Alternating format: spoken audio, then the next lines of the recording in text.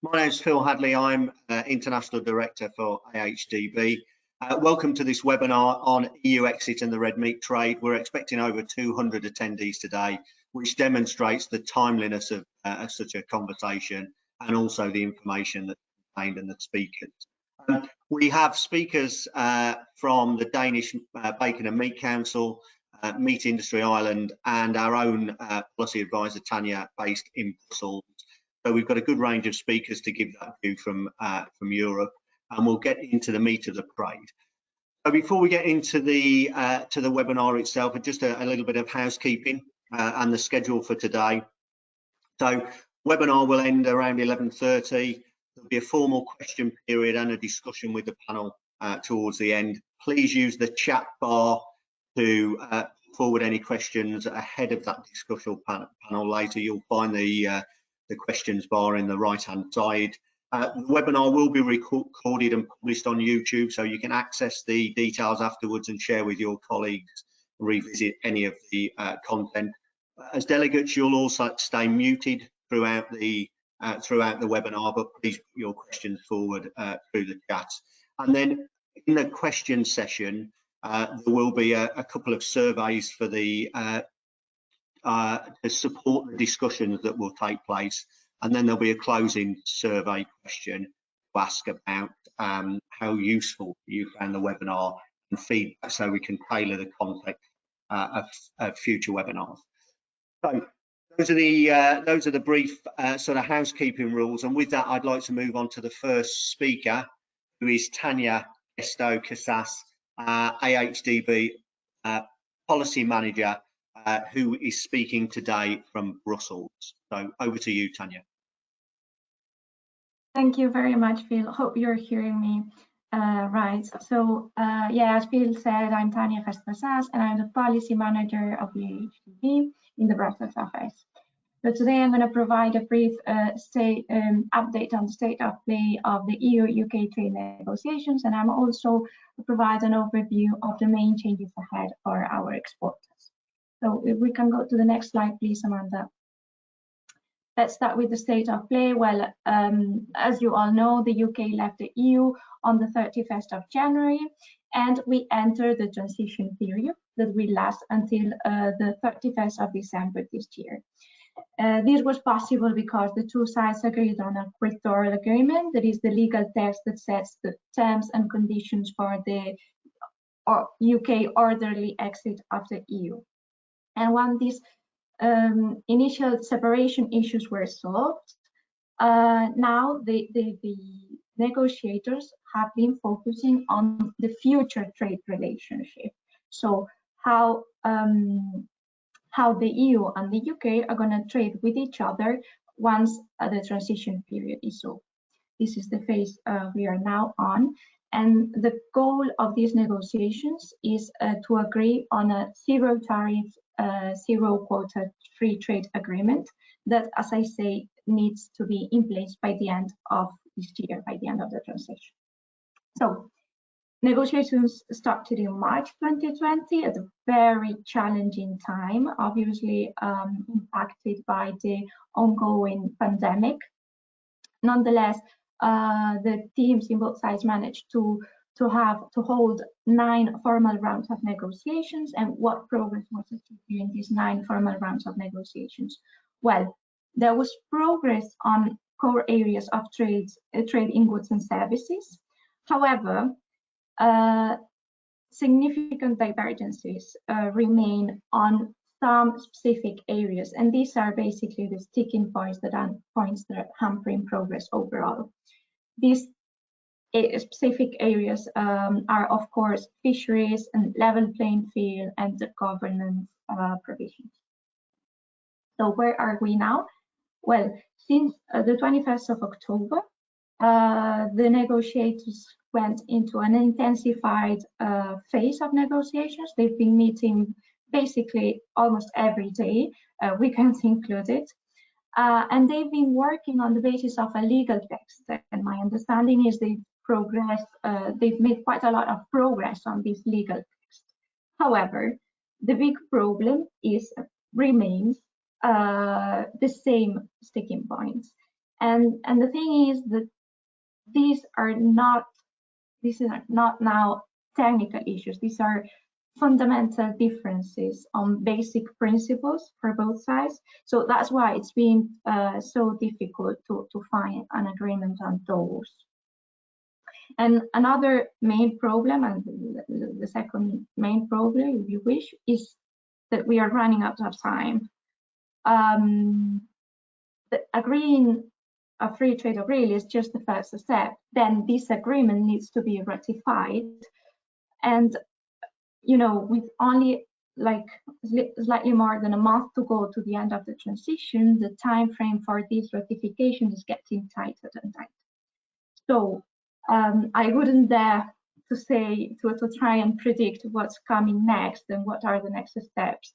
But one thing is clear: if we are to have a free trade agreement ratified by the end of the transition period, we will need an agreement basically now in the next days. So next slide, please. Another thing that is clear at the moment is having a trade deal is still the best of the possible options for everyone.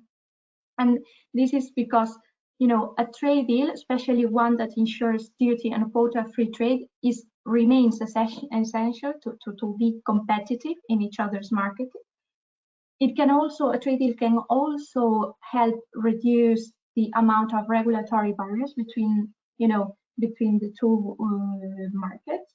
It cannot eliminate them. There will be additional barriers, but it can help reduce the amount of, so it's always a good help. And then a trade deal is key for a successful implementation of the Northern Ireland Protocol, which is a very complex protocol to put in place, and it will be even more so if we don't have a trade agreement with you. That said, what a trade deal cannot do is change much of what exporters will need to do to prepare for the end of the transition. And this is because the UK will be leaving the EU single market and the customs union at the end of the transition period, and this will bring about unavoidable changes in the way we trade with Europe, regardless of whether we have an agreement or not in place. So now, in my following slides, I'm gonna cover these new steps, but just a couple of disclaimers first. This is by no means a step-by-step guide or an in-depth analysis of the different steps. It's just to flag up the main issues, the main new elements of the process. And also just to say that I will be presenting this always from a Great Britain perspective. So from the perspective of experts going from Great Britain, GB, to the EU. I will not cover Northern Ireland because, as I said earlier, this is a very complex issue that would deserve probably a presentation on its own or several presentations even on its own. So next slide, please, Amanda. So, yeah, the first thing the UK needs is to get third country listing to ensure that it can still send products of animal origin to the EU after the end of the transition. When I say third country, I mean any country that is outside the EU and its economic structures, and the EU at the moment has a formal list of third countries that are approved for food imports. This list is based on sanitary and phytosanitary measures, and the aim is basically to make sure that they meet the basic EU standards. So to continue selling meat to the EU after the 31st of December, the UK will need a third country listing, will need to be included in this list. To my knowledge, the UK authorities have already submitted the necessary documentation for the UK to be included in the list, and they are expecting EU member states to vote on this application in December. So hopefully this issue will be solved very soon. Next slide, please. Then looking now specifically at the things that the next steps are the new elements for exporters themselves. There are a few things that you can already check now. You know, that there will be changes, you know, in the process, and some changes will come with the new year, but there are some things that you can start checking now. And among these things, it's the ERI number. So an ERI number is an ID code for businesses used to track and register customs information in the EU. And most businesses sending goods to the EU need an ERI number. If you don't have one, you can apply for it online. It takes around 5 days to get it. And if you do have one, please check that your ERI number starts with GB, because if it doesn't start with GB, then you need to reapply for a new one. And as I say, this number is going to be necessary to send goods to the EU.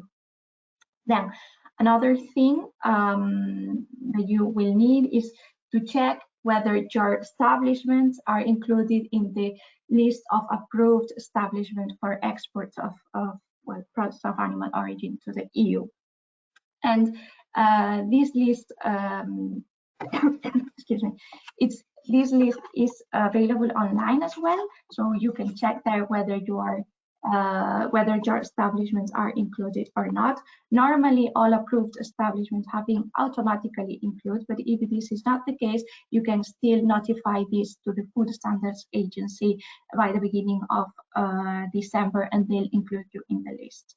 This is important because if you are not in the list, again, you won't be able to export meat in this case to the EU.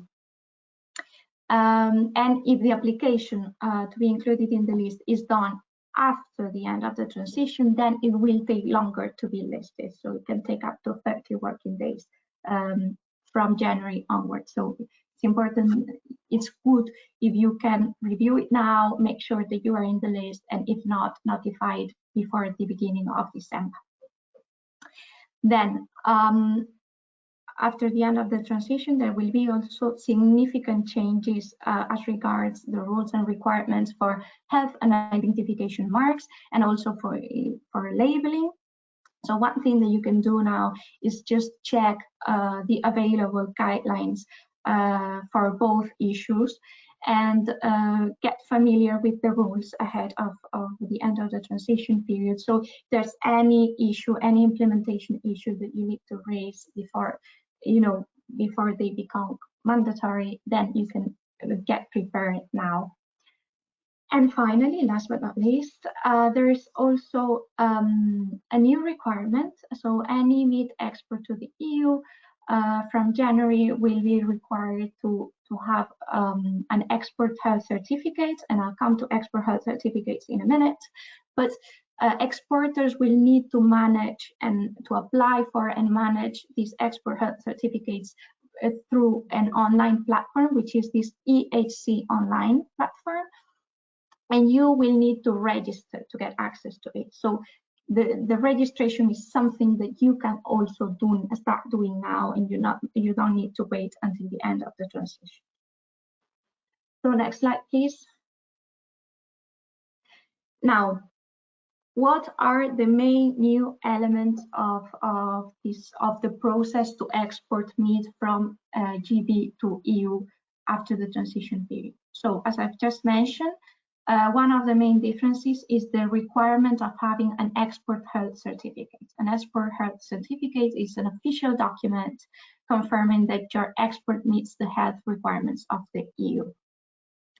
Getting an Export Health Certificate, a fully certified Export Health Certificate, is a process in itself that needs to be planned ahead, because you need, first of all, you need to apply for it in a specific time frame. Then you need to get your goods physically inspected by a certifying officer. And if this inspection is successful, then this certifying officer issues a signed and stamped Export Health Certificate. And then you need to make sure that a hard copy of this EHC travels with the consignment with your consignments to Europe. So as I say, you need a whole set of, you need to make sure you plan this well in advance, so everything is in place when you send your consignment. Another thing that you will need to consider in your planning is border control posts. So border control posts are approved inspection posts at EU border that carry out checks on animals and animal products. So not all ports and airports in the EU have a border control post, and not all border control posts accept all types of goods. So your goods will need to enter the EU via a valid border control post, so you need to make sure you plan this ahead. In addition, border control posts require pre-notification of goods arriving, and this is something that will need to be done by your EU-based importer or the import agent, who is basically the person who is receiving your goods in the EU. Then there are also a set of new permits and as you see, also documentation and certificates that need to travel with the goods, with the meat in this case. So it's very important that the driver that is carrying your goods to Europe has all these permits, because goods will not be able to be moved across EU borders without the correct documentation. So need to have good coordination with the person that is in charge of the transportation of your goods. Then another key new element is custom declarations. So from January 2021, exporters will have to submit export custom declarations and also safety and security information. You can do this yourself, but custom processes are complicated, require specific training and software. So you can also hire someone to do this for you if you feel you don't have the capacity to do it yourself. And then my last point is on tariffs. Obviously, this depends on the outcome of the agreement, but we need to be aware that if we don't have an agreement in place by the end of the transition period, then exports to the EU will also be subject to tariffs. So you will also be charged tariffs when sending your products to the EU. So next slide, please, Amanda. So what will this all mean? Well, as you see, there's an increased volume of documentation and formalities that will be required for export purposes. And this obviously will have implications on the speed of business transactions that will obviously decrease. You will also have less flexibility due to all the need to comply with these different deadlines and processes and so on. And this obviously will have an impact on the cost and even the commercial viability of some of your operations. So I need to consider this very carefully. There will also be new risks, as if there's any failure in any of these steps that I just mentioned, your produce risks to be rejected in the border or delayed somehow, with obviously the subsequent costs. Then, in this context, communication will be key. So you need to make sure your partners, sending your partners in the export, so to say, are well aware of all these new requirements, and they have the permits and the documentation, so everything runs smoothly. So communication with agents, with hauliers will be key. Also with customers, because obviously the rules of the game are changing, and this will have an impact on the services that you can provide. So making sure that your customers understand that you are now operating under different rules is also key. And then, as I said earlier, a trade deal won't solve everything, but if at least it can avoid having tariffs on top of everything else, then it's already not that bad outcome. So please, Amanda, next slide. And this is just my last slide. As I say, this was just a brief overview to flag up the main issues, but you can find additional information online. The EU exit website in the AHDB website has the links to all the different government guidelines. And we've also created recently a new page focusing specifically on meat producers and exporters, so feel free to have a look at that. Then we are also participating in the EU Exit Food Hub, which is an excellent platform where you can find loads of answers to frequently asked questions in terms of changes ahead. And then DEFRA, they've been hosting a series of webinars explaining the new steps step by step. So if you haven't had a chance to join one of those webinars, you can access a recording online, and that's in the link there. And these links will then be distributed to all of you after the webinar. So yeah, lots of information there. And I'm gonna finish here, but if you have any questions, I'll be happy to answer. Thank you very much. Okay, thank you very much, Tania. You outlined the key process steps there. There's obviously a lot to think about and a lot to get ready for, and we'll come on to levels of preparedness during the discussion and the round table. Just remind people, as Tania did there, that there's a question box on your toolbar. Please put in your questions there, and we'll hope to address them within the discussion. So, thank you, Tania. The next speaker is Knud Buhl, from a director with the Danish Bacon and Meat Council. He's going to give a Danish perspective, particularly around the pig meat sector. So thank you, Knud. Welcome your presentation, please. Thank you very much, Phil, and thank you for the invitation to participate today. As Tania said just in the beginning of her speech, the 31st of December is approaching very fast. And I would not exclude that they'll not finish negotiations. They will, in the last minute, agree to make a further postponement with the reference to the problem we had with Corona this year, not allowing for good negotiations to go on.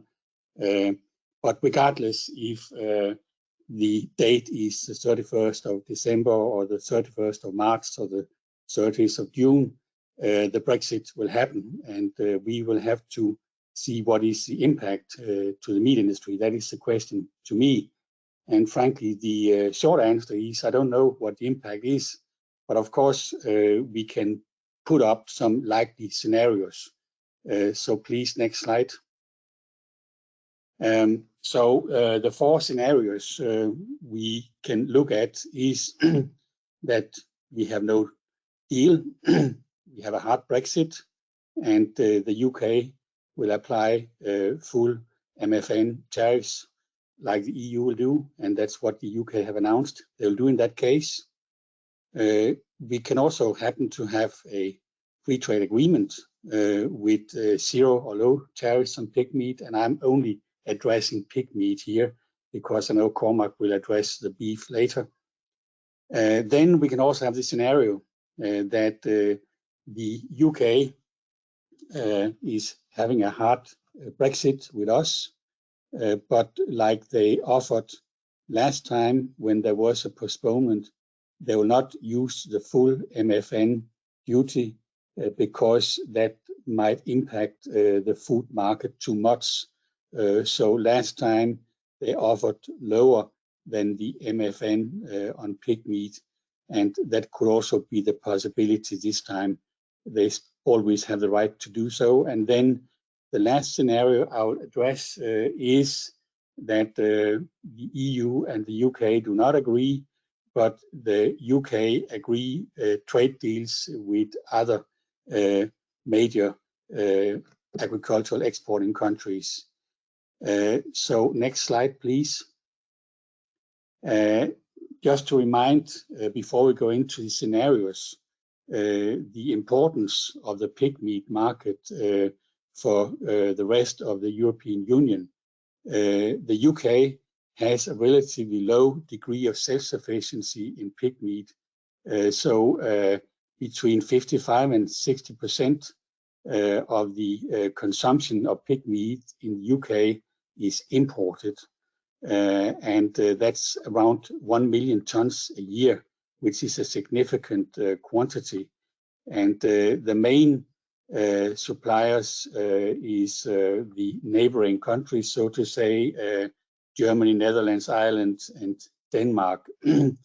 And of course, there is a long relationship between the suppliers and the processors and the retailers in the UK. So most of the import is in the form of fresh chilled products. Next slide, please. To compare the relative importance, the EU 27 had an export of 4.5 million tons of pig meat to the third countries in 2019. It means that when we then look at the 1 million tons from the UK, that the UK will be a very important supplier, important export market for us relatively to other export markets. Next slide. As you can see on that slide, there's a lot of numbers here, but what you just have to notice is that you can see that all other third countries are 4.5 million and the UK is 1 million. The UK will be the absolute significant number 2 export markets for the EU after China, and Japan will be number 3. So we go into the scenarios now. Next slide. The first scenario I mentioned were that we have a hard Brexit, that we immediately then have a much more expensive import in the UK due to the high tariffs. So even though tariffs are relatively low in pig meat compared to other products, it would mean that the import would be between 30 and 40% more expensive. And it would have a lot of consequence. We believe that this kind of increase will have some reduction as a consequence to the UK consumption. And depending on what is the price elasticity, you will see a decreased import from the EU countries to the UK. And that also means that on the EU market, we will have much more meat to deal with because besides the pork staying in the EU, not going to the UK, there'll also be beef and other products in that scenario. So we will see a difficult market situation in the EU if it comes to that situation. If it's a long-term situation, we might see a increase in the domestic production in the UK. Next slide, please. This is just to illustrate what I said before. You can here look at what is the MFN duty on pork, and then I compare it to the actual values of the Danish export figures. And then you can see we are in that high relatively level, 30 to 40%. Next slide, please.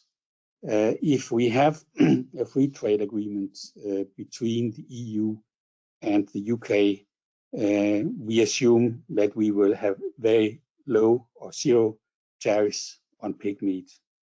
So basically, that means that there will be no change. Of course, we assume that the standards and everything else remain the same. Of course, there will be, as it was addressed by Tania, there will be some customs formalities and document formalities, and they are complicated when you look at them. But I think we should not exaggerate that point. We are exporting to more than 100 different markets with more difficult infrastructures than we believe they are in the UK. So after some time, we will get used to that. Next slide, please. So that is the scenario I mentioned if we have no deal, but the UK choose not to apply MFN, but a lower tariff, because that is a right. If we look at what they offered in 2019, that was 4 to 7%.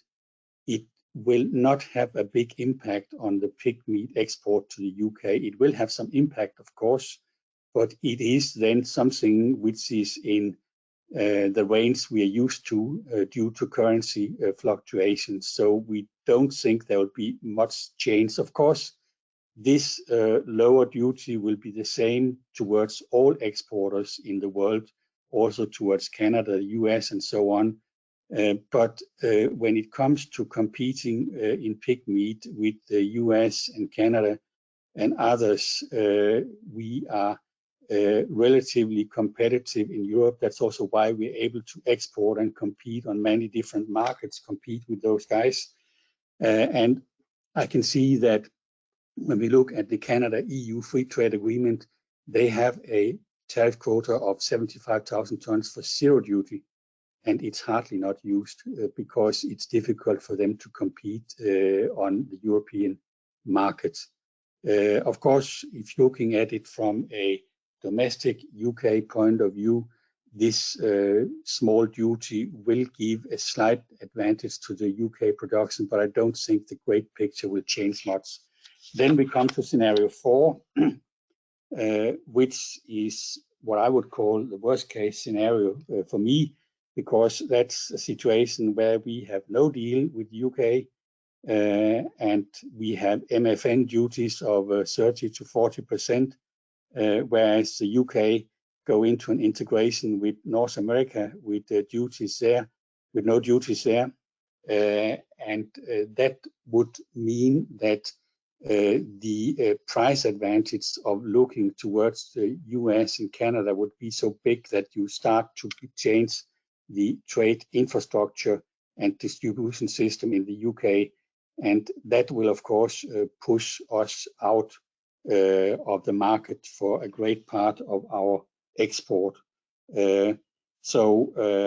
Also looking at it from a domestic UK point of view, it would mean an enormous pressure on the UK farmers if you integrate with the North American market instead of with the UK market. This integration will, of course, also require that the UK accept hormones, ractopamine, antimicrobial treatment, and so on. I think that is maybe the most unlikely scenario. Next slide, please. What does all this mean? It's difficult to address it all in 10 minutes as foreseen, but I think the bottom line is that whatever meat is produced will be sold. And if we can sell less to the UK for one of the reasons I mentioned before, then it would either stay at home in the EU 27, or depending on market possibilities outside Europe, it will go to other third country markets. And all those are a lot of different parameters who are in variation all the time.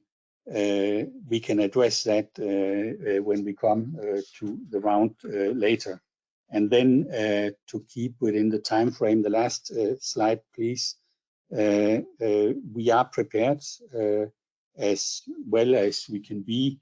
We know that there will be more paperwork to fill out. We know that our authorities have to make many more certificates. So therefore, the Danish Food and Veterinary Administration have already employed more people to be able to do enough paperwork, so we have no bottlenecks there. There can, of course, in the beginning be some bottlenecks in the harbors and so on. But as I said before, I don't think we should overestimate the red tape, the paperwork, and so on too much. Of course, it will be an irritant. We're not used to it when trading with the UK, but we're used to it when trading with more than 100 markets, and a lot of them are, I believe, more difficult in that regard than the UK. So I thank you so much for your attention.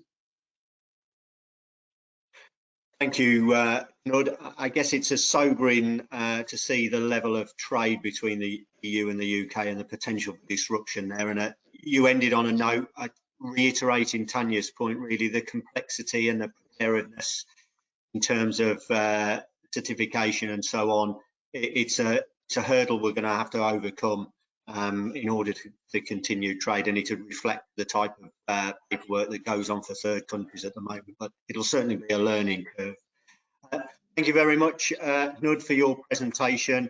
And I'll pass to our final speaker now before we go into the question panel. And again, remind you about the question bar on your toolbar.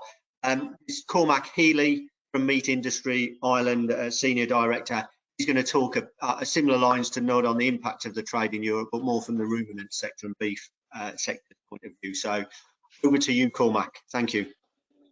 Thank you, Phil, and good morning to everybody. And thank you to AHDB for the invitation this morning to take part in this webinar. And as Knud has said, unfortunately, we're not exactly coming with total certainty and answers on all issues. We'd hoped at this stage of probably the third deadline in this process that we would have the answers, but regrettably we're still waiting on our politicians to resolve the overall issues. Next slide, please. As Knud has said, you know, I will concentrate more on the beef and lamb side, and I suppose in particular on beef and the impacts that, you know, we see either through a no deal scenario or a deal scenario on the European Irish meat sector, and principally looking at beef, as I said, and some of the implications that are obviously there for the UK side as well. I look at some of the challenges and opportunities as we see them at the moment, and then maybe say a few words around preparedness. And within that, one of the issues of preparedness is for us, certainly, and I know Tania mentioned this in her opening presentation, is the whole area of market diversification to markets outside of Europe and the challenges and opportunities that are there. And finally, then I'll touch on maybe a recent report that our overall food industry association that we're part of has prepared in the last week or so, in terms of setting out again to government some of the principal asks and highlighting the impacts on our sector. So next slide, please, Amanda.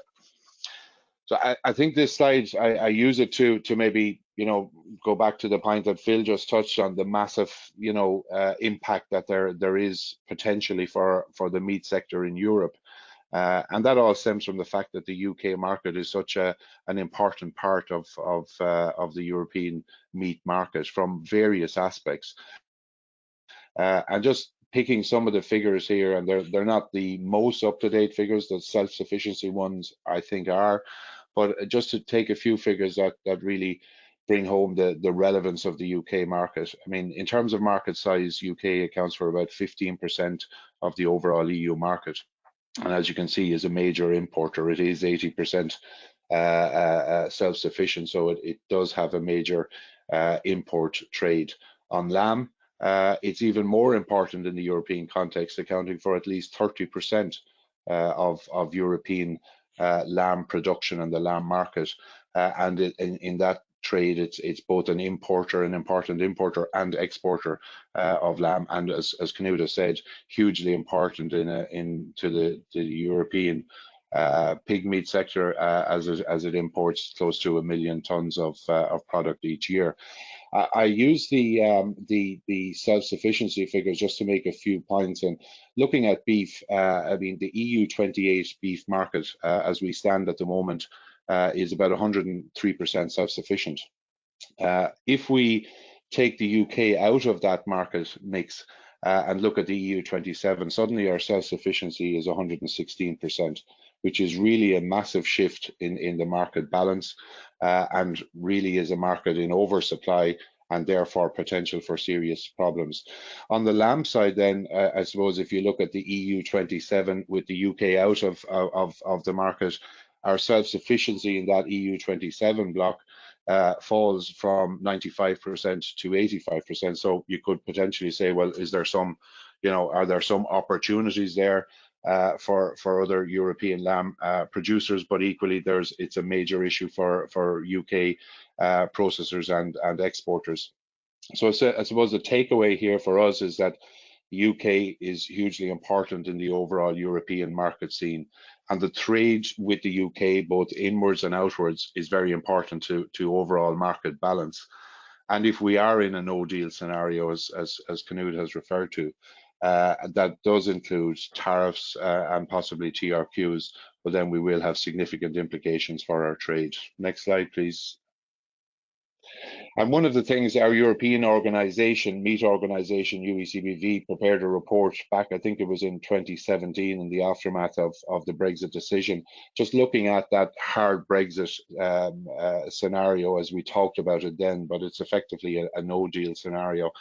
The impact on trade was deemed extremely significant. I mean, looking at beef, you were seeing falls in trade of up to 90% either way between EU and UK and vice versa, and similar substantial impacts on trade flows between the UK and the EU for the other meat species. I mean, overall, it was seeing a collapse in trade and major imbalance in EU markets. Next slide, please. And from an Irish perspective, I suppose, just to bring that dimension into it, obviously we have described ourselves, and I'll come back to it later, for our food sector, it's probably one of the most exposed sectors to Brexit in one of the most exposed member states. And if we look at the potential, if the UK and the EU fail to arrive at a deal and the UK uses the tariff schedule that the government has proposed at the moment, the tariff bill is colossal on current Irish meat exports to the UK. For beef alone, you're looking at a tariff bill, a new tariff, a new cost in trade of over 700 million euros. And the overall meat trade with the UK, our tariff bill running to over 900 million, which is colossal, and nobody, I think, would imagine that it can be traded as normal in that scenario. There would be, increased import price into the UK, but equally erosion of export value for Irish exporters and knock-on implications for producer prices in Ireland. Next slide, please. And one of the things recently, during the year, the Irish government had a study undertaken by Copenhagen Economics, again looking at the impact of Brexit in both the deal scenario where we secured the FTA between EU and UK, and also the no deal scenario where the UK might operate at WTO tariff levels. And the impact here on beef and our beef sector in terms of output is pretty significant. I mean, it's talking about up to a 14% drop in output. So in the medium term, a pretty significant impact on the business here. Obviously, animals born last spring, animals born this spring coming are in the system, so there's not going to be an immediate supply adjustment, but the forecasts were for a significant impact on overall output. But similar impacts, not to the same extent, across on dairy, on the dairy sector, and also on the prepared consumer foods sector. Next slide, please. So just to look maybe at some of the challenges and opportunities, I mean, the scale of the impact, depending on what is our outcome, whether it's the deal scenario or no deal scenario, the scale of impact will obviously vary greatly. We are, I mean, in looking at the challenges, we are still faced with uncertainty, and all the businesses and people, I'm sure, on the webinar are very conscious of that. We haven't had clarity on matters yet, and we await something in the coming days, hopefully.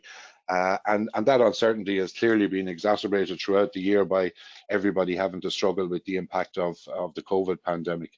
The major issue for us, as Knud has also outlined in the worst case scenario, is that there is a no deal and we see imposition of tariffs on both sides, which would greatly impact business flows. But even with a deal, we equally know that there will be additional costs to our business in terms of administration, paperwork, certification, etc. And as Knud has said, I mean, and struck a positive note, I mean, many of our exporters are dealing with many markets, and therefore there's a capability there. But nevertheless, we're bringing in a level of cost and additional administration and disruption to trade flows that have been running very smoothly and developed over the years. We still have concerns, obviously, on certification issues. There's many of them to be resolved, and I think it's something we might touch on later in the questions and answers. And for Ireland, the land bridge issue is a particular concern, probably because, you know, the vast majority of our exports to continental Europe will transit the UK using the land bridge, and there are still serious concerns in relation to what will happen to that route, and there is a lack of capacity on the direct route for exports and shipments to the continent.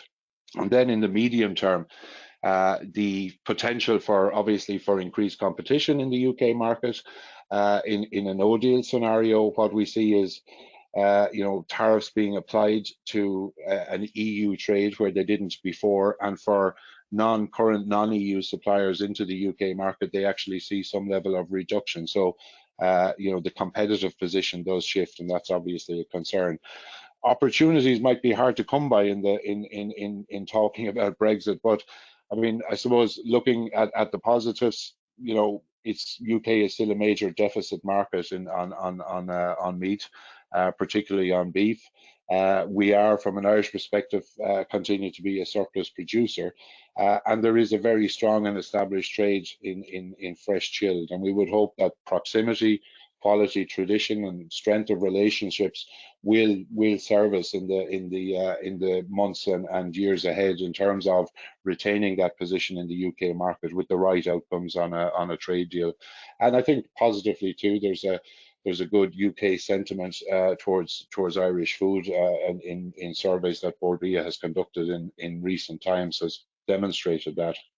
And then we all have to continue to look at market diversification, which I'll touch on a little bit further. Next slide, please. On preparedness, and we will discuss this in the questions and answers, so I won't dwell on it. This is an infographic produced by Bord Bia based on work with many of the Irish food companies. Some of the stats are positive there in terms of work that companies are doing, but I do, and I'll come to it in the questions and answers, I do still have concerns about levels of preparedness on various aspects in terms of the potential for delays that will arise on that land bridge issue and on some of the certification issues. Next slide, please. So just on, I mean, part of the preparedness and since 2016 and the Brexit decision, I mean, there's been a focus on diversifying and needing to reduce reliance from an Irish perspective on UK market. And if we look at the table here, it's just looking at the share of our exports in various products to the UK market over the last 5 or 6 years. And on the right-hand side, you see on milk and some of the dairy products, you can see the falling percentage of share of the UK market that it represents for their exports. So they have made progress there. But at the very bottom, the bottom line of this table, you can see that the volumes, the overall volumes of exports of dairy products from Ireland have been increasing substantially in that post-quota era. So you are probably still seeing the same volume of product going in while the share is falling. On the beef side, though, the figures are not as significant. I mean, okay, there has been a shift from a situation in 2016 where about 56% of product of beef was going to the UK to the first half of this year where 47% is going. So some shift, but it is a big challenge. Market diversification for beef is particularly challenging. It's a long, drawn-out process in terms of access to new markets, and it really is a long game. Next slide, please. And we can roll on. So I'll just talk, you can move on to the next slide, just in relation to that report I mentioned, and it's my final slide. As I've said, I mean, this is a report that our Food Drink Ireland produced in the last couple of weeks. Again, it's highlighting to government that for the Irish food sector, we are the most exposed sector in the most exposed country. under a range of headings in terms of our trade with the UK. So what were the asks and what are the asks at this point in time? Obviously, we all want to see a deal being achieved. But in terms of some of the asks that were set out in that report, I mean, firstly, we talked about a continuation or preservation of the employer wage subsidy scheme that we saw introduced as a mechanism in the early days of the COVID pandemic this year.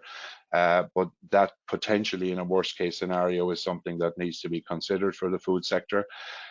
Secondly, we also need to see an export credit insurance scheme brought into place. We are looking at diversification. We are dealing, I suppose, with customers, especially across the food service sector in UK and across Europe and elsewhere, that are under pressure because of the pandemic. And we do need an export credit insurance scheme. It's an area that Ireland is lagging behind many countries, the UK included. We're looking for investment in capital expenditure, in our capital investment in our processing sector, supports and grants in terms of further investment in competitiveness. Market diversification is also being pursued, and there are supports in the system. Our government has indicated that it has set aside 3.5 billion towards Brexit supports. There is an EU Brexit adjustment fund of 5 billion. We need to look at what is the potential within that, and the final piece within that was if there are tariffs brought into place, well then, you know, is there the potential for some sort of tariff support mechanism to be introduced? After all, tariffs are simply taking revenue out of the commercial chain. But I suppose, you know, finishing on that point, I mean, the first thing, and it comes back to what Knud said too, we don't have the clarity or the answers as of yet. The first thing we all have to see is in the coming days, will there be a conclusion of a free trade agreement between both sides that would substantially lessen the impacts for all of us concerned. So thank you very much. Thank you, Cormac. Great job there, really, in stressing the importance of the UK to the marketplace, particularly the Irish beef supply, and you know, some scary numbers there around the tariff cost and the potential impact on the sector in terms of that 14% output. So, you know, again, a very sobering picture from the Irish perspective in terms of potential impact. So, thank you. I'll ask all our speakers now to pop their cameras back on, and we'll head to the roundtable discussion part. So, again, I can see a few questions here. Please feel free to pop your questions in, and we'll try and pick those up or come back to you on some of those areas. Everybody's touched on levels of preparedness for their industry. So what we're going to do now, just to take a moment, is to ask delegates to fill in a short poll. Amanda, if you could launch the poll to ask you about your own personal business level of preparedness. That will help sort of inform some of the discussion that goes forward. So I'll just leave that on the screen for a moment. If as delegates you can click on the options there, how prepared do you feel for the changes that are ahead? And the speakers have done a good job of outlining some of those challenges coming up. Not prepared, somewhat prepared, or very prepared, against the backdrop of the information you have at present, and appreciate there'll be some gaps.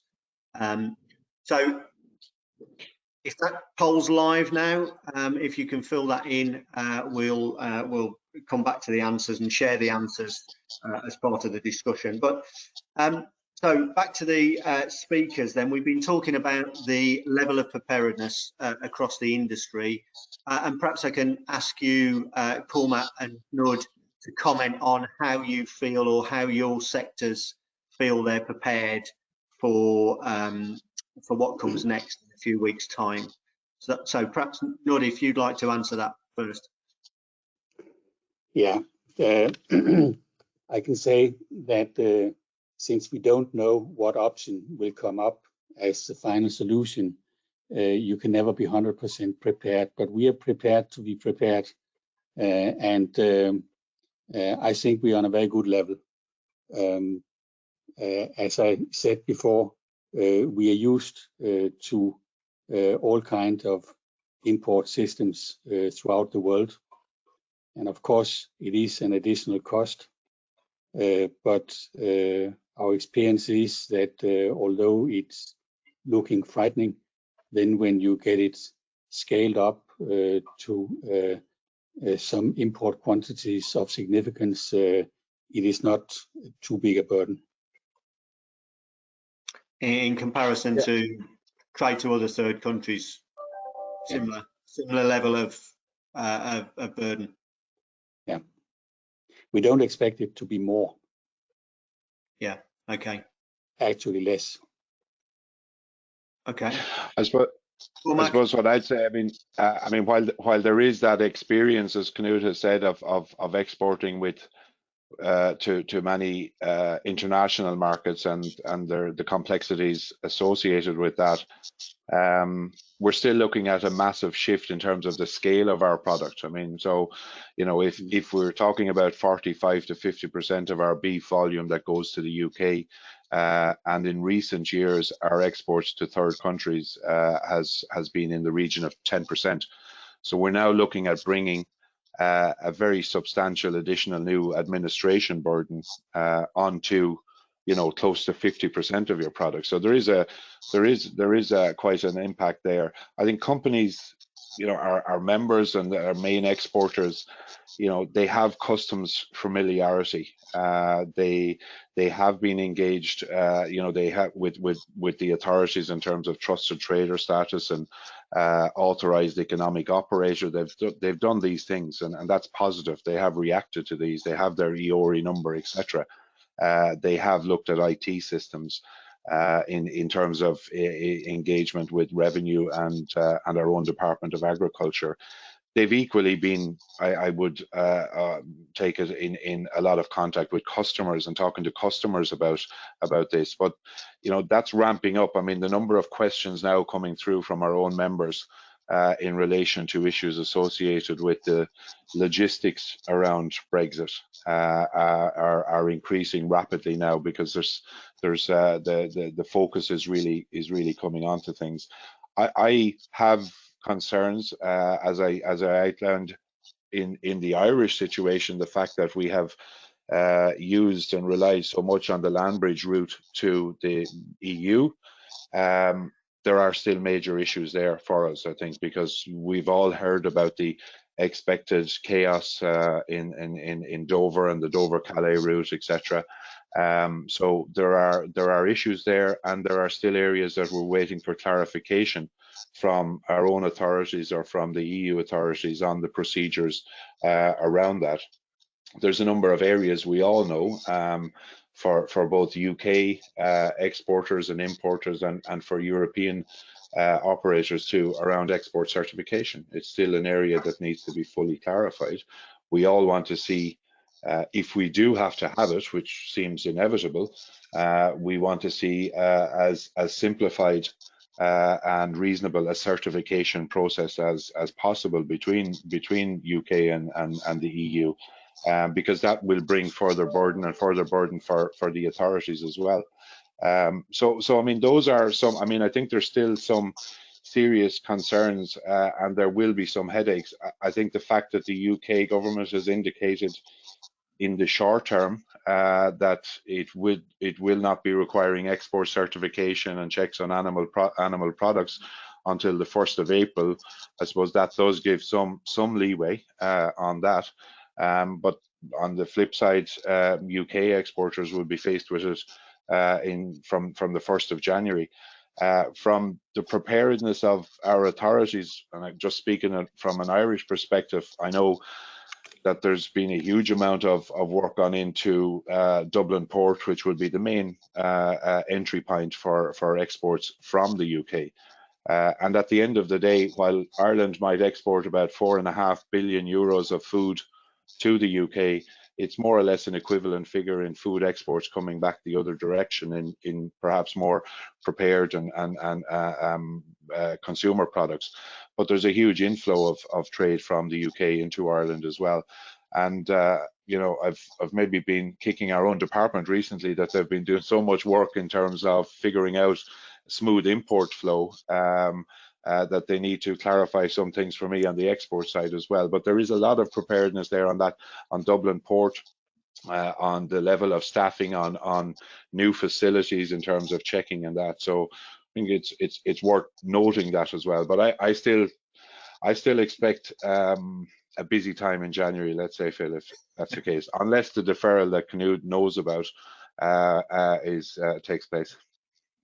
Well, But you're right. It will be a busy time whenever it happens.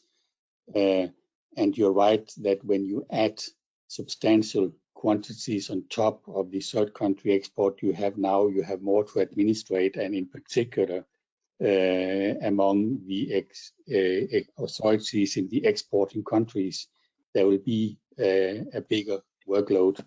And we have been in a lot of discussion already since 1 year with our government, and they have decided to employ more people in the export departments in the veterinary administration, so they have sufficient manpower to handle this additional certification burden. So we hope to have eradicated one of the bottlenecks there, but of course there will be for the first few months we will experience, I'm sure, bottlenecks somewhere, but I also believe that those bottlenecks on the UK side will be repaired. But we will have some transitionary challenges, but long term I don't worry too much on that point. I mean, you sort of said that point that you see a short-term disruption for the first few months, perhaps. I mean, you seem relatively positive in terms of the short-term disruption that will get resolved and trade will continue going forward after those issues have been ironed out. I think the most important thing for us is what kind of duty system and quota system and so on will we be faced with, and not least, are we on a level playing field with our competitors from the rest of the world, or are we even on a better playing field than level because we get a free trade agreement? That's the key questions. And I mean, all the speakers have highlighted the potential for tariff costs and disruption. Some of those numbers are pretty huge. And on top of that, there's the operational costs, as you said, both from a governmental perspective and from a business perspective of facilitating the paperwork and the documentation and the checks and all that additional cost that goes with servicing a new system, whatever that ultimately looks like in the coming weeks. I can see within the question panel we've got a number of quite specific questions around ongoing certification and so on. We might pick up one or two of those, but some of them we might have to refer them on to one of our UK government departments, such as AFA or DEFRA, for a bit more clarity, because some of those points just aren't clear right now, and I suspect we won't be able to answer them within the questions.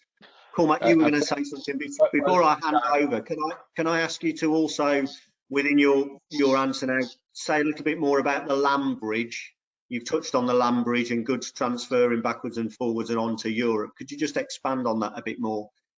Sure, Phil. Thanks. No, I mean, I would agree with Knud. I mean, the issues, the logistic issues, the administration issues, the customs and SPS checks, we will in time,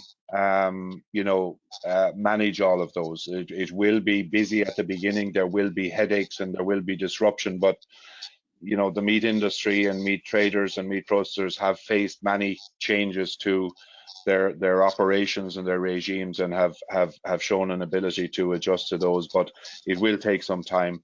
The tariffs are the one that really will have the greatest impact if that arises. And I should say, I mean, in relation to the tariffs, when I presented the figures on the scale of that tariff wall, if you like, based on the current UK tariff schedule, I suppose the one aspect of that hasn't been clarified yet is whether or not the UK government might also operate some tariff rate quotas within that tariff schedule. We know in an earlier version of its tariff schedule, it had talked about particular tariff levels, but also some tariff-free quotas. So that hasn't yet been clarified.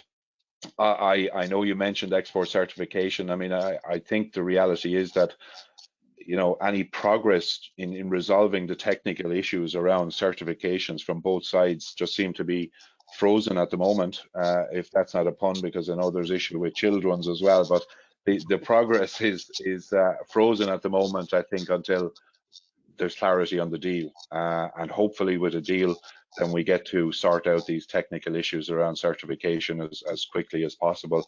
And as I said, from our view, from our perspective, and I think Knud would probably be the same, we want to see as simplified a process of certification as possible. The land bridge situation, well, obviously with probably 90% of what we export to continental Europe in terms of food goes via the UK. We still have to clarify from Brussels, really, I suppose, what we will require in terms of certification for that particular operation. Will we, as we are going out of the EU, transiting UK and back into the EU, will we require a particular certification process for that? Will we require containers to be sealed? Those have yet to be fully clarified to us, and we're becoming very anxious and uncomfortable about that because, as I said, perhaps, you know, with the deal, the flow of trade between the UK and Ireland, for example, in January, would take place relatively unaffected, I think, because, you know, the certificates and the checks are not going to come in until 1st of April. But from 1st of January, we have land bridge issues.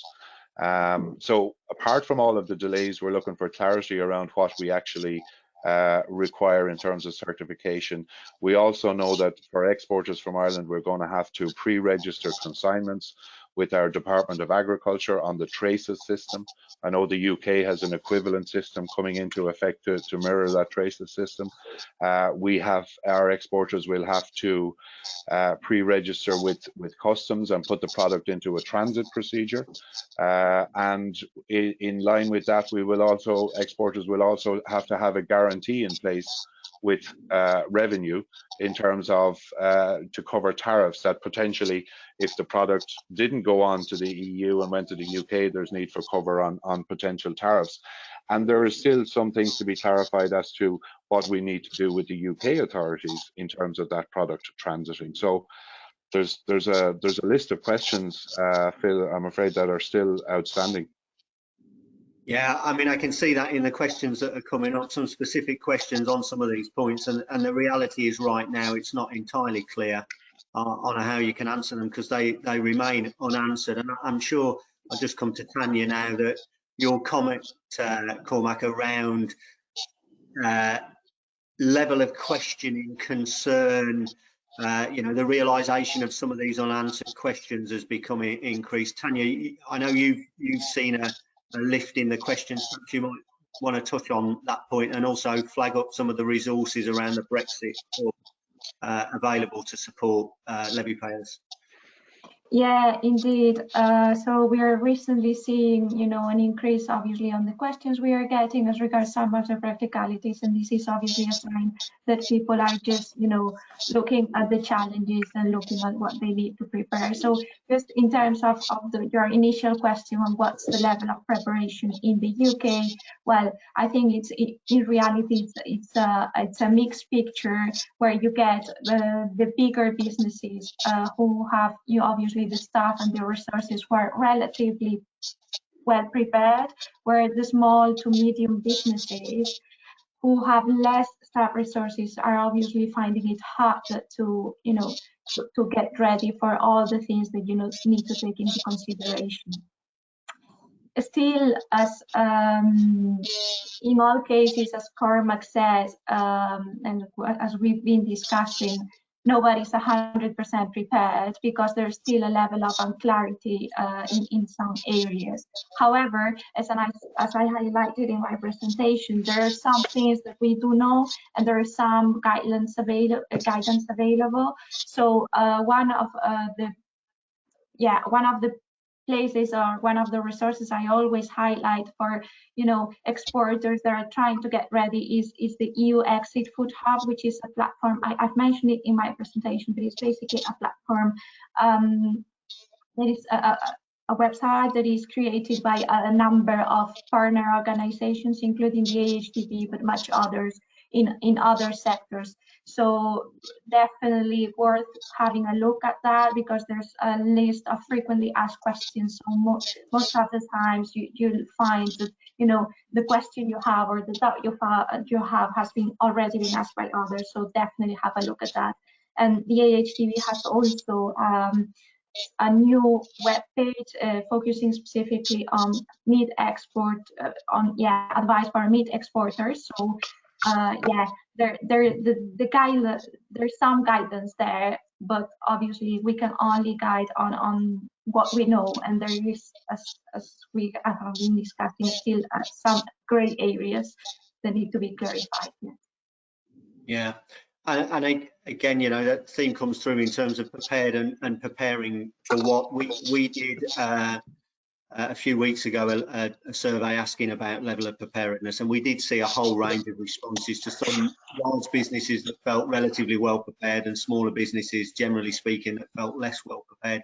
But an overriding question there was, with the information we have now, we don't really know some of those areas in terms of what's needed of us. So it's the unknowns, if you like, which is probably a good point to ask Amanda to demonstrate the results of the first poll around people's feeling of prepared. Yeah, so I suppose that's to my point, really. The somewhat prepared is businesses probably feeling that they've done what they can do with the level of information they have at the moment,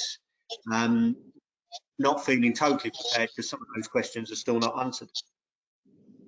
Knud, Cormac, would you agree that would be the view of you? Perhaps if your industry were represented here, those figures look about what you'd anticipate?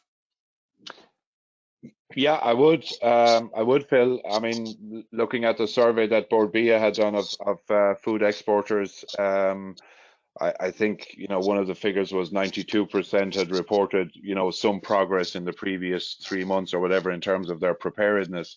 But then you went into figures where people were 50 or 60% were the figures in terms of engagement with customs and engagement with their customers around customs duties and things like that. So I would say very similar type figures being reflected there. And unfortunately, well, we know we cannot. I don't believe there's any preparedness that you can have for a no deal scenario with the scale of the tariffs that are there. That's a different ball game. But I think that people are working on the engagements with customs. We will in the next week, 2 weeks, be doing a lot more in terms of certification issues with our own authorities and trying to get the clarity from them and from Brussels around that certification process.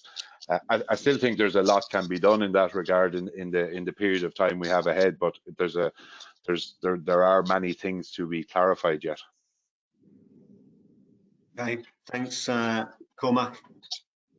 Okay, perhaps we'll go on to the second poll now, if we can, which is around a question for the delegates and their commercial businesses, the priority destinations for your exports. We've talked now around the issues surrounding ongoing trade with Europe. This is about what's the destinations for the volume of your exports, and as a result of that, is there a change and a push to broaden out to other countries? Cormac, you touched on growing export markets in overseas areas, so perhaps we'll just leave that question there for a moment and ask people to tick the box to identify where their destination is currently, and then we'll talk about broadening opportunities beyond Europe for the next part. Do you want me to come in, Phil? Yeah, if we can just close that poll off, Amanda, when people have had a chance to comment. So we talked about Brexit and the potential to grow to other third country markets. Those countries that are reflected there are fairly broad brush, but represent where AHDB as an organisation has been scaling up and focusing its activity to try and broaden out as part of a plan that was not necessarily predicated on Brexit, but clearly to grow our third country exports, recognising EU still remains pivotal and critical, as it does to us all.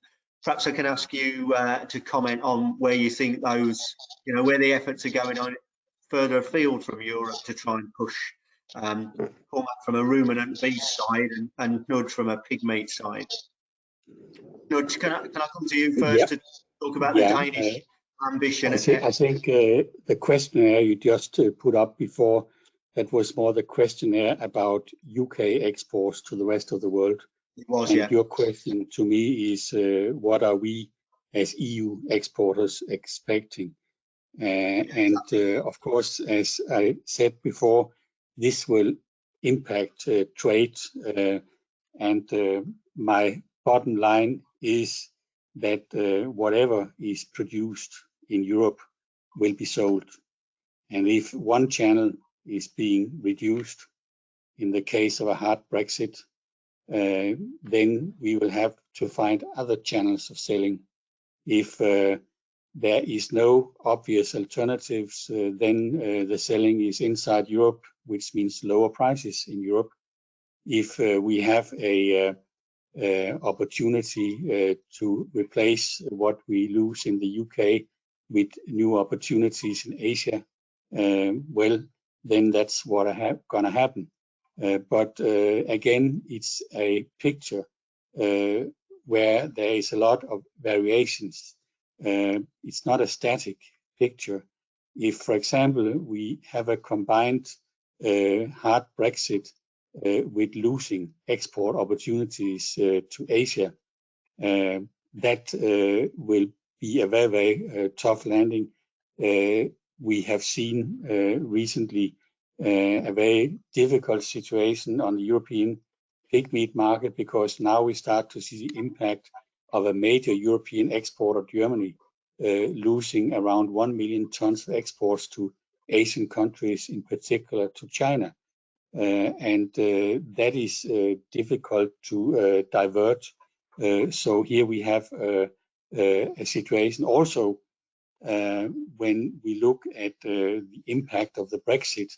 Will the Brexit be a hard Brexit, and will that coincide with a Mercosur deal being implemented, causing additional quantities of beef and poultry being unloaded in Europe?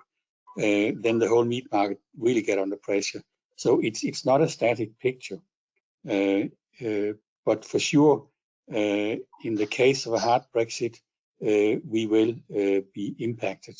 In the case of a hard Brexit with a soft duty, less impacted. In the case of a free trade agreement, the impact will be least, and it's only down to the red tape we talked about before, but that will be smoothened out.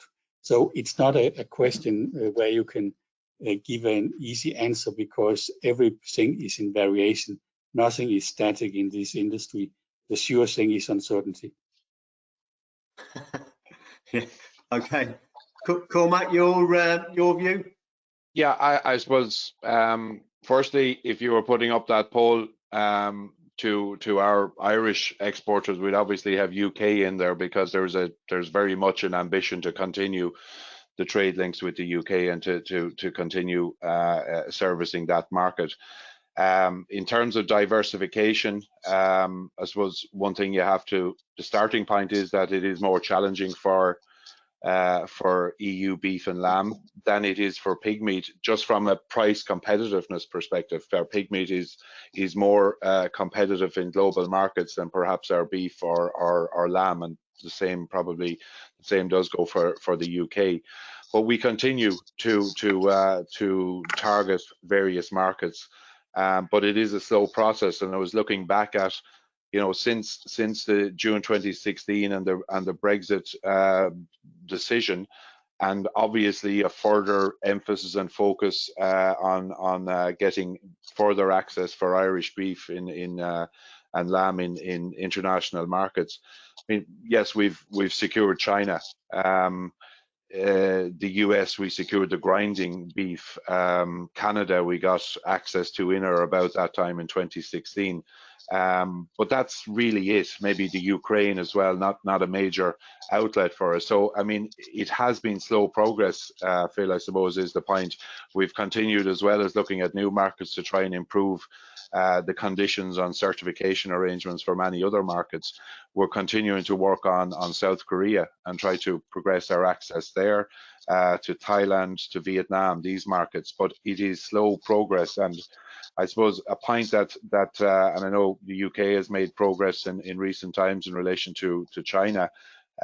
You know, we had made good progress. Unfortunately, on the beef side, we're out at the moment because of the protocol that we have and suspension of trade with China in May of this year due to an atypical BSE case. And that's going on now since May, despite our authorities having put back the full report and details. We still haven't seen that resumption of trade. And a point that I've heard Knud make on numerous occasions, and it's a very relevant one.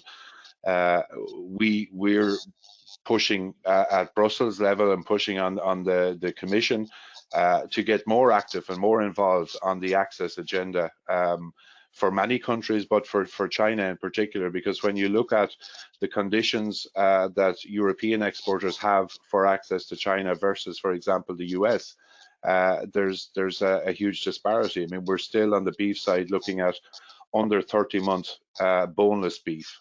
We have no cover for offals. We've no cover for bone-in products.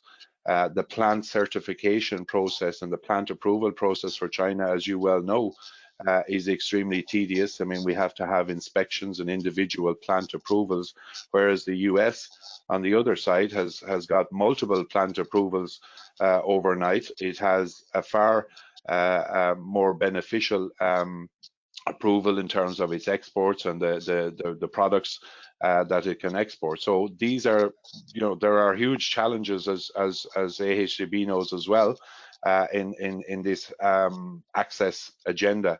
But we continue to push on it, and our, you know, as I said, our priorities at this point in time is resumption of business with China on the beef side, with progress with South Korea and Vietnam and markets such as that. And on the lamb side, we continue to push in relation to US access and China. Also, they're the two largest global importers of sheep meat, and at this point in time, effectively, EU lamb and EU sheep meat doesn't have access to either of those destinations.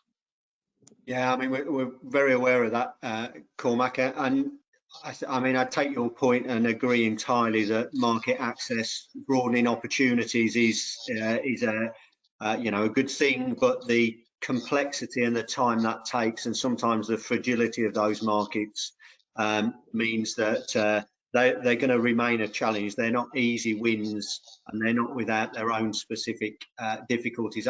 I guess the results of the poll that you can see there are not unexpected, really, that the majority of the delegates, their businesses are focused on Europe, but they're now looking at other areas, presumably just to mitigate and manage some of that risk.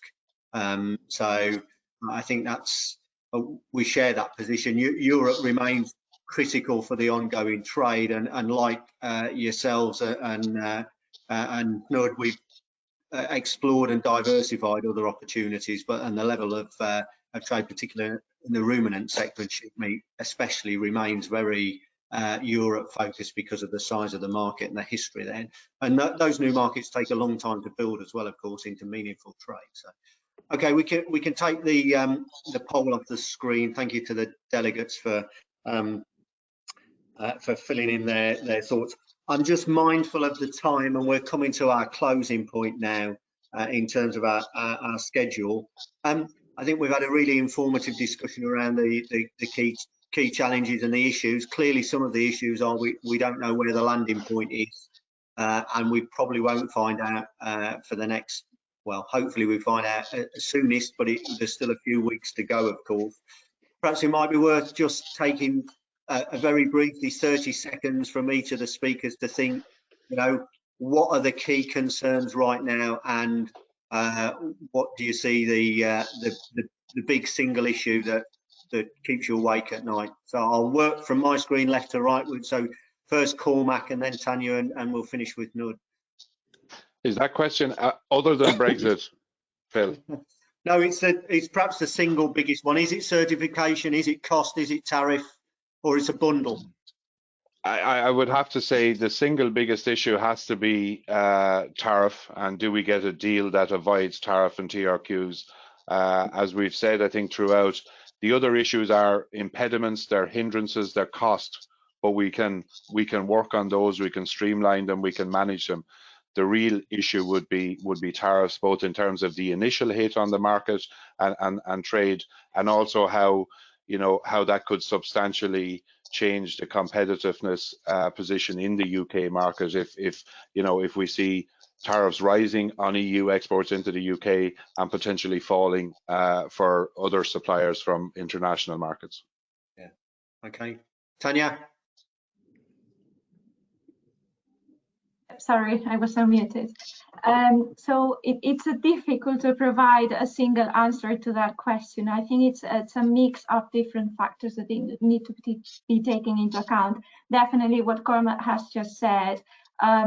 Yeah, the potential of impact of not having a deal will be huge, but hopefully, you know, in addition to that, we would have to add also the level of preparedness for the UK industry, because for the UK, it's not only about the trade with EU, there's so many other things that are going to change. You know, we are facing changes in ag policy, in labor policy. You know, it's just such a wide spectrum of changes that we are going to face, that I think is just getting prepared and getting certainty around all these issues that we will have to kind of juggle on. So yeah, okay. it's a mixed question, mixed answer. Okay, Knud? I can make it short. Tariffs, tariffs, and tariffs. Okay. Thank you for the brevity there, Knud. You helped me as chair. So, I mean, I think that's a fascinating discussion. It could clearly continue for some time in terms of the insight that the speakers have added to the discussion. There are some questions that I think we've picked up some of the points as we've gone along. If there's anything specific that's outstanding, we'll come back to that and contact the delegates directly if we can provide an answer, and some of those questions are unanswerable at the moment. So, you know, from an AHDB point of view, this has been a fascinating webinar rather, in terms of the discussions, and we remain servicing our levy payers, servicing our stakeholders, particularly on the export side of things, in trying to continue to support our EU trade through the teams based in France and across Europe, and further afield in those other markets you saw, America, China, Japan, US, etc., where we see the market growth potential.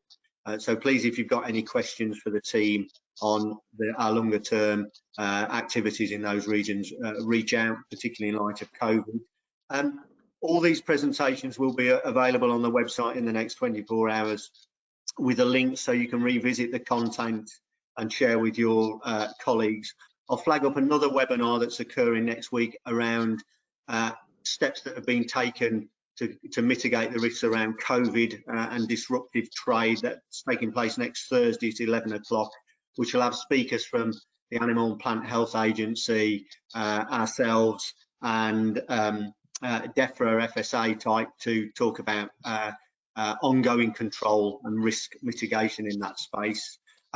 So with that, I'd like to thank all the delegates for their attention and attending, and particularly like to close by thanking our three speakers here who've shared their insight and thoughts. Some of those questions are not answerable at the moment, but I think we've had a really good discussion in terms of what the current situation is and hopefully where we might get to in continued trade going forward, and the potential risk here in terms of the disruption, because it'll significantly alter the shape of what we do going forward. So thank you all for your efforts and your time today.